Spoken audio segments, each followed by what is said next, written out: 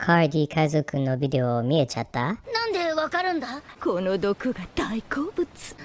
いただきます。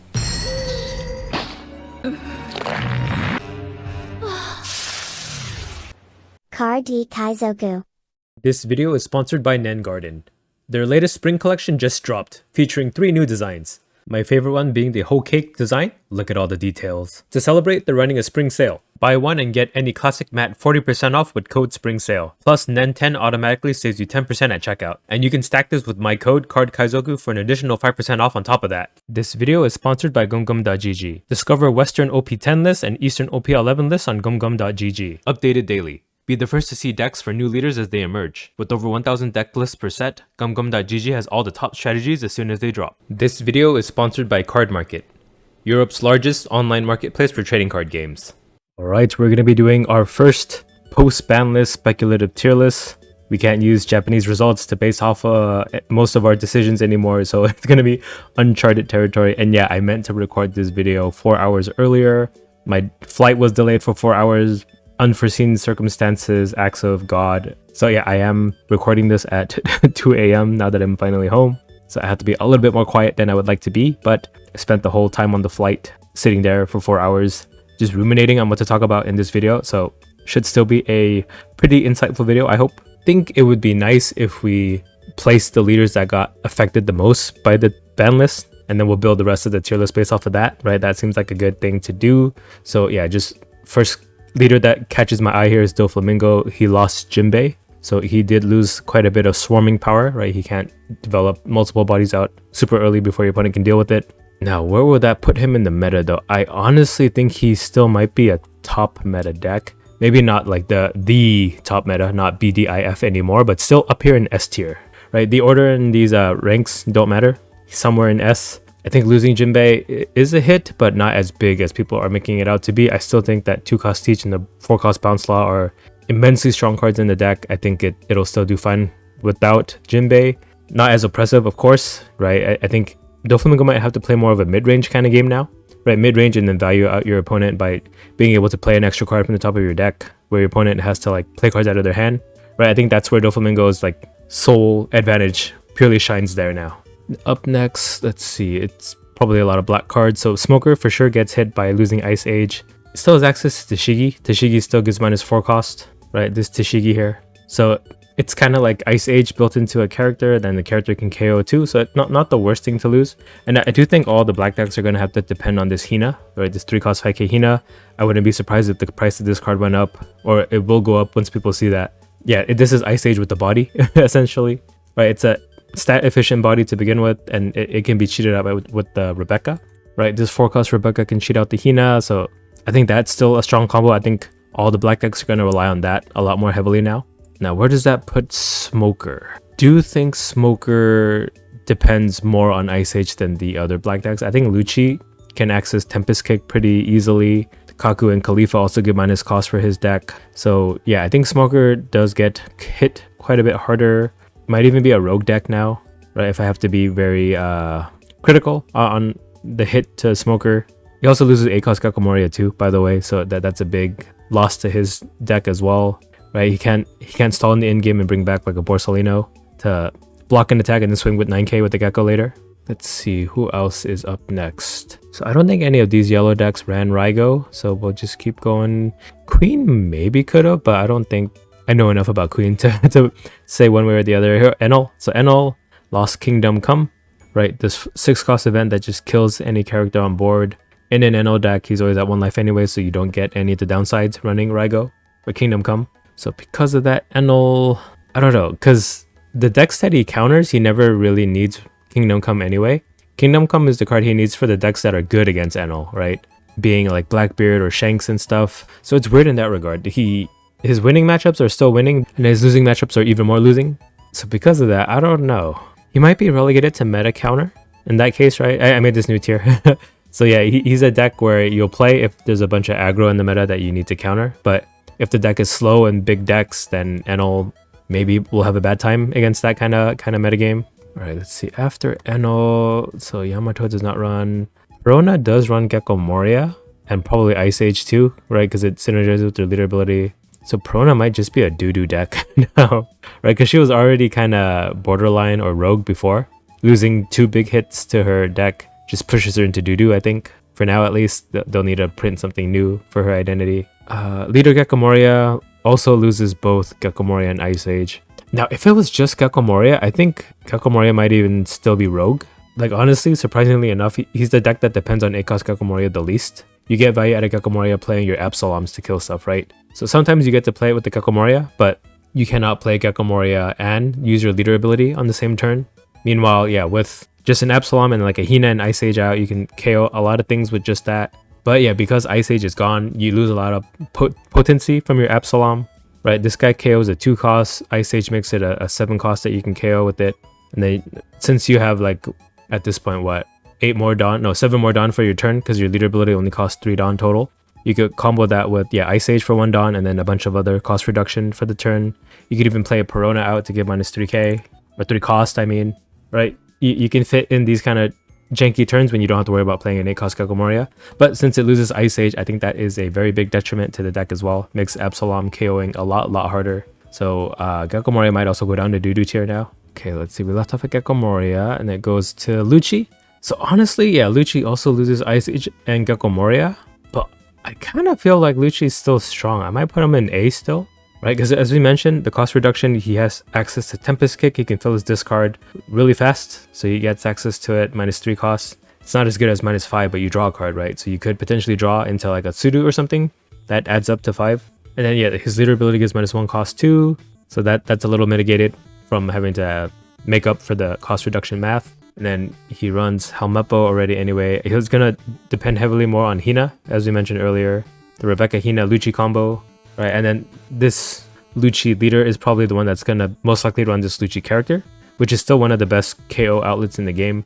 It's what's keeping the like go wide weenie decks from like dominating the meta. If Lucci's still around running this 4-cost Lucci, it'll still deal with those decks really well. So yeah, I think Lucci might be fine, and they might even start running that Uta more. Which one? Where is it? This one, right? Gives minus 2 costs. It's a character. So yeah, I think Lucci might actually still be okay.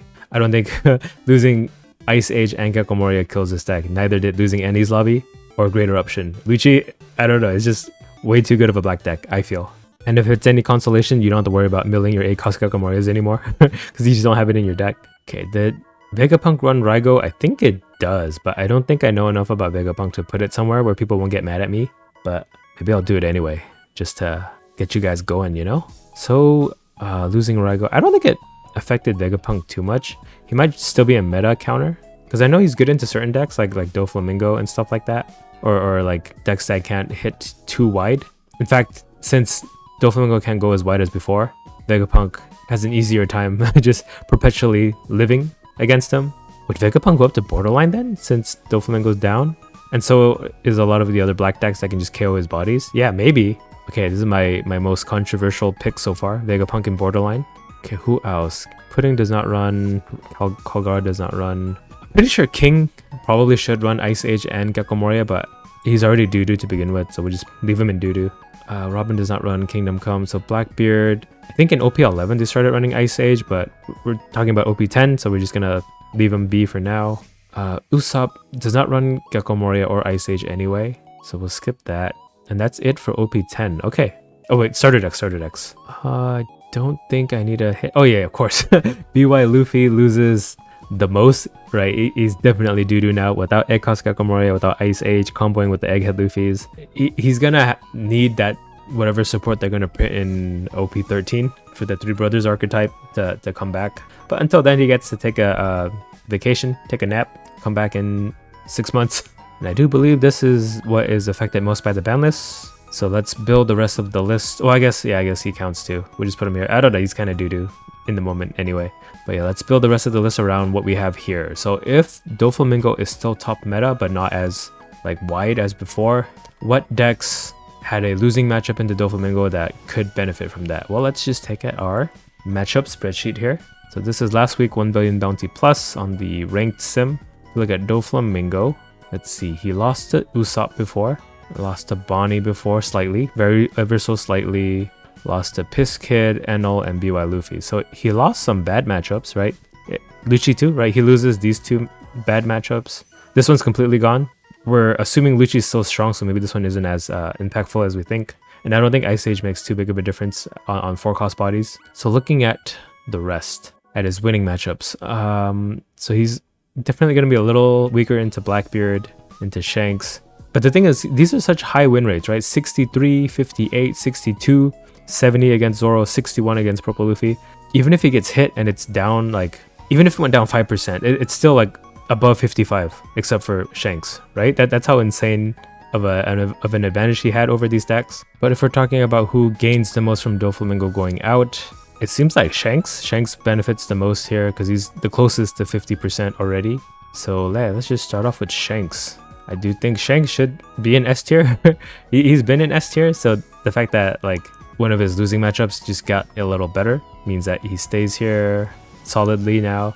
Does Shanks have a bad matchup into any of the black decks? So he's 50-50 into Smoker and then 43% into Lucci. So now that both of these decks got hit a little bit, this will improve Shanks' standing, and then he has an abysmal matchup into BY Luffy, so this is greatly going to benefit Shanks. Into NL too, well, Shanks actually gains a lot from this, right? All of these decks got hit that are Shanks' bad matchups. So yeah, for sure, Shanks deserves to be in S tier. After seeing that, I'm interested to see Purple Luffy as well. So Purple Luffy, good into Blackbeard, slightly unfavored into Shanks, but Shanks is S tier, so we have to take that into account. Good into Usopp, so loses to Doflamingo. This will improve a little bit, right? The fact that we're a 3-life leader against Doflamingo is pretty risky, but the fact that he can't develop an extra Jinbei plus another character means that we'll have an extra card in our hand to defend with. So I expect this to increase quite a bit, right? It'll be around the 40s. It's still unfavored, I think. Losing matchup into Smoker, Bonnie, for some reason beats Zoro. I don't think that should be true, but this is what the ranked data says. It's not my opinion. This is like quantitative data.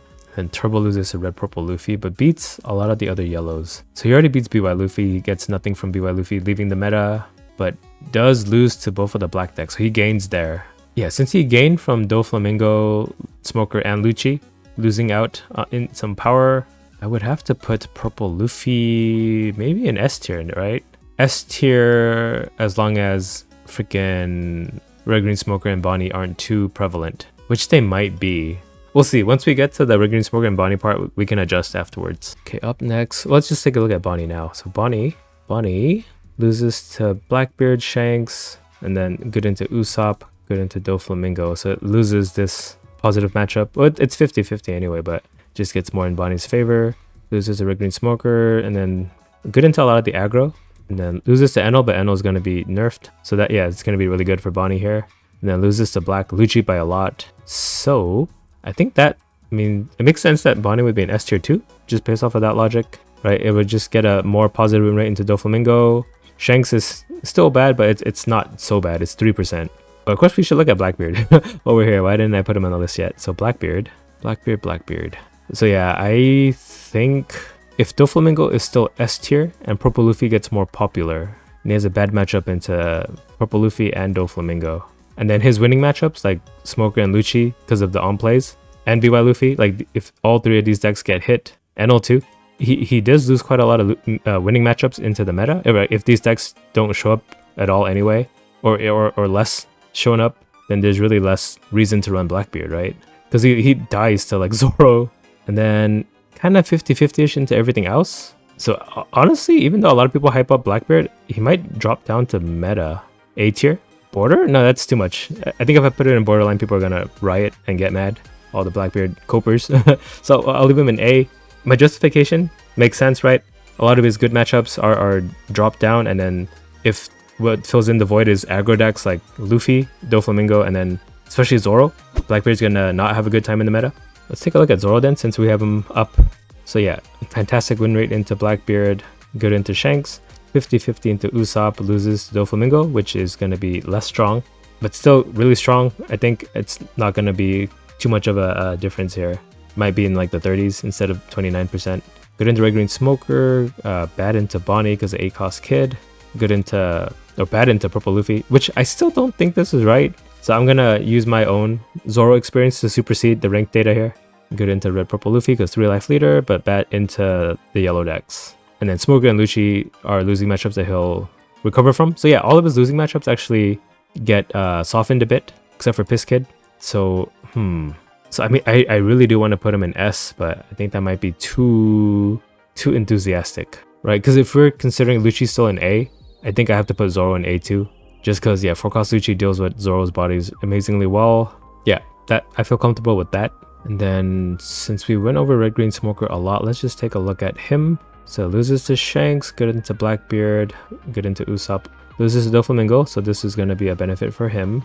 Bonnie's a winning matchup, and we put Bonnie in S, so Smoker is relevant against top meta decks. Loses to Zoro, which we put in A, and then good into a lot of these other mid-range kind of aggro decks, ramp decks, yellow decks. Has a 50-50 into BY Luffy, and losing matchups into the black decks. Okay, so it loses two losing matchups, 3 kind of, Doflamingo if he gets hit. Yeah, so that's enough justification for me to consider S tier. S tier makes sense, right? Because yeah, it won Nats in Japan, and it lost 3 of its bad matchups. I wouldn't say lose, but the 3 losing matchups got a little better. It's just that we put Zoro up here and Shanks. If Zoro and Shanks are also S tier, oh, Zoro's A tier, but does that mean Smoker should be up here? Maybe it should be A. Yeah, because we're considering Doflamingo still S tier, right? So I think A would make more sense. Okay, in that case, if Zoro should be an A, then the other aggro decks should be up here as well, right? Because they have similar matchup spreads to Zoro. So that would mean, where's Bello Betty? Bello Betty should also be an A. And what about Reiju? Should Reiju be an A? I still think Reiju is borderline just because of consistency issues, right? The 1-cost Sanji Searcher does help, but then sometimes you just brick still. And then Red Purple Luffy is a ramp deck. What do I feel about that? So loses to Blackbeard, good into Shanks and Usopp, bad into Doflamingo, so that gets improved. Bad into S and A tier decks that we put this very horribly into them. Bad into Zoro as well, which we put up there. Good into Purple Luffy, and it loses some of its bad matchups, right, against BY, Smoker, and Lucci. This one's really complicated actually. It just has so much bad matchups into what we already put into the high rankings. This is really good into Shanks and Purple Luffy. Huh. But that's 2 of the S tier. Put it in A for now, because I don't think it's a bad deck, but his matchups are quite polarizing. And then let's take a look at Piss Kid. So loses to Shanks and Blackbeard, but good into Usopp, Doflamingo. So it loses that positive matchup. Bad into Smoker Bonnie, good into Zoro, bad into Purple Luffy. And then, yeah, it's bad into BY, Smoker, and Lucci, so that gets improved. This one's also kind of weird. But the fact that it's good into Doflamingo and Zoro is of merit, and loses 3 bad matchups. I think that makes sense to put him in A. Oh, we should go over Usopp too. So yeah, Usopp, I kind of made like a tweet where I noticed that he lost every one of his good matchups, so I don't know what he's like purpose in the meta is anymore. So it loses to Blackbeard, loses to Shanks, good into Doflamingo a little bit, which gets a little less relevant now that Doflamingo is a little weaker. But since he's still in S tier, maybe not as irrelevant. Still pretty relevant. Nearly 50-50 into Bonnie and Zoro. That's not bad. But loses to Smoker, loses to Purple Luffy, loses to Red Purple Luffy, loses to just about everything. Now for BY, he does gain from that deck being out of the meta because he lost to that deck anyway. But he was good into Smoker and Lucci because of the +1 cost to the Dressrosa type characters, but these 2 decks got hit, right? So he gained the least from this ban list because all the decks hit were decks that he was good against already anyway. He might be meta counter then, right? Because he definitely does beat some decks handedly. He would still be good against Doflamingo if he's still in the game, but everything else is like 50-50 or lower. Does that make him a meta counter? He might be rogue. No, if Doflamingo still dominates the meta, he would be a meta counter in that case, right? Because he's good into Doflamingo. So I'll leave him in there for now. And then similarly to what I said for Usopp and Enel, I think Buggy is also a meta counter, right? If Bello Betty and Zoro become too rampant, this Buggy can run the Shoe Buggy, this one. This character card just stops those decks entirely, but only those decks against every other deck, like Shanks and Purple Luffy and Bonnie. I think those decks like poop on Buggy, but if the meta does get overrun by these decks here, Buggy could essentially, depending on your matchups, get you pretty far. And similarly with Nami. Nami is a meta counter deck. So if we're assuming that Purple Luffy, Doflamingo, and Zoro and Bello Betty are going to be S and A tier, I think Nami would have trouble against those decks. Smoker too, because the 5-cost Smoker can banish. So Nami would have trouble against that. And then yeah, Teach does pretty well into Nami as well. But Nami would do it good against Lucci, Kid, and Shanks and Bonnie, which is the minority of the top here. So yeah, I think Nami should be a meta counter for now. Similar to Foxy. Foxy is good against like Doflamingo and decks that play like tall too, right? Because you can keep things rested. So what other borderline decks should I consider here? I'm going to do the rest based off of gut feeling, because I think the stats for these other decks maybe not be as reliable. So I think for the rest of the borderline, I think top meta and meta are pretty solidified here. I think Boa should be in borderline as well. She did lose Jinbei, but I don't think she relied as much on Jinbei as Doflamingo did. Right? She can concentrate more on the control. The Jinbei was a nice cherry on top because you could swarm and do your control at the same time. But yeah, I think Boa is fine without Jinbei. I think Lim might be borderline. A lot of people were suspecting that Lim might go up quite a bit, because if you look at Lim's, yeah, Lim's good into Blackbeard, bad into Shanks, good into Usopp, bad into Doflamingo, bad into Smoker Bonnie, good into Zoro, bad into Purple Luffy, Red Purple Luffy. And then it was good into BY and Smoker, which she lost. Bad into Lucci, which she gained a little bit. And yeah, the justification is that Ice Age let a lot of the black decks handle the 9-cost Zoro really well, this one, because it turns it into a 4-cost, easy to KO. But without that, it's really hard to stop what Lim develops in the late game. So yeah, against slow decks, I think Lim dominates them, but yeah, as we saw, against decks like Smoker, Bonnie, Purple Luffy, Red Purple Luffy, even Shanks, she has an abysmal win rate against them. And we're still considering Doflamingo an S tier deck, so she doesn't lose that. So because of that, I think that's what's keeping her in borderline still, right? But yeah, she's good into Zoro at least. So if Zoro becomes too much of a problem, I think Lim would maybe go up to meta. Let's see, what else could I put in Rogue tier? I think Pudding should be in Rogue, right? I think if all of this aggro here stays in the meta, Pudding has no space, especially if he had Zoro and Bella Betty become more of a mainstay in the meta because of a lot of the removal being hit and Doflamingo being hit as well. I think Yamato should still be Rogue. I don't think any of the changes affected Yamato in any way. Oh, how did I forget? Purple Black Luffy did get affected by the ban list. He lost 8-cost Kakomoria. I completely forgot about him. But yeah, because he doesn't run Ice Age. Would it be a Rogue deck? I think so. Right, he did get hit. He doesn't have that late game finishing power. I don't think it makes him doo-doo, because he can still rely on the ramp part of his deck to play out like the this Kaido really fast or this Kaido really fast. And he has access to really good synergy with this 10-cost Luffy, so it would just be more focused on that instead of the 8-cost Kakomoria defensive stall plays. A lot of people were saying Red Green Law might come back because Black got hit and Doflamingo got hit, but since we're putting Lucci still up here, and I think he just like loses against Zoro in a race and has trouble pinging into Red Purple Luffy, except with the blocker laws. And yet Piss Kid is good into aggro too. He can make blockers to stop attacks, coupled with the fact that I still put Doflamingo up here. I think Red Green Law still might be a rogue deck. Who else? What about the other law? Green Yellow Law. People were also putting a lot of speculation on him going up as well. I might have to take a look at his matchups. He might have enough for me to judge. No, he's not even up here. Oh yeah, there he is, 18th. I mean, he loses to everything except for Smoker. But his sample size must be so low. Only 1.3% of all the matches had a Green Yellow Law. So it's a mystery. And I haven't done my deck breakdown for him yet. So I'm going to put him in Rogue for now until I learn how to play him. Then I can better judge it. But I'm sure the Green Yellow Law mains are going to let me know that I put him in the wrong tier. What else? Kagura might still be Rogue. Right? He doesn't lose anything, but I don't think he's good into this meta. I'm pretty sure he's good into Teach though. But Teach, we put him in A. If Teach was an S, maybe we'd consider Kagura to be borderline. But, well, without Ice Age, his 6-cost Kagura might be harder to kill. But 6 isn't that big of a deal, right? Because freaking Hina makes it a 2-cost. So yeah, Kagura, I think, still a rogue tier deck. Oh, Marco, I want to put him in border, but he hasn't been showing any results. I don't think he counters any specific deck too, so he might be a rogue tier deck in the end. Okay, is this every leader that is relevant? This might be it. This might be our tier list, speculatively. Oh man, I want Kairos to be good, but freaking he got hit by Ice Age too, so he deserves to be in doo-doo tier. I'm so sad. I've been thinking of like committing more with Kairos, try to make it more refined and make it like a actually good deck, but looks like I'll never get the chance. Okay, so yeah, I think that about covers every leader that I could think of that would be relevant in the current meta. Or well, not current, in the future meta once this ban list comes into effect on April 1st. So we'll have to see how accurate this is when the actual meta develops.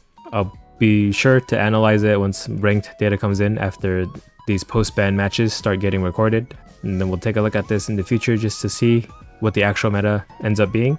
And yeah, I feel pretty confident in this tier list. Usually I have a track record of being bad with the ban list predictions, but the tier list, meta tier list predictions, I've been pretty spot on most of the time. So yeah, let me know what you guys think of the tier list. Let me know if you have any opinions that are different from mine. Let me know in a civil manner, right? We can discuss things without taking things personally. It's just a card game. Come on, guys. And yeah, would love any feedback you guys have. I read all the comments. Subscribe to my channel if you're not already subscribed. Check out my other videos while you're at it too. And I finally get to go to sleep now, so bye. Card D Kaizoku.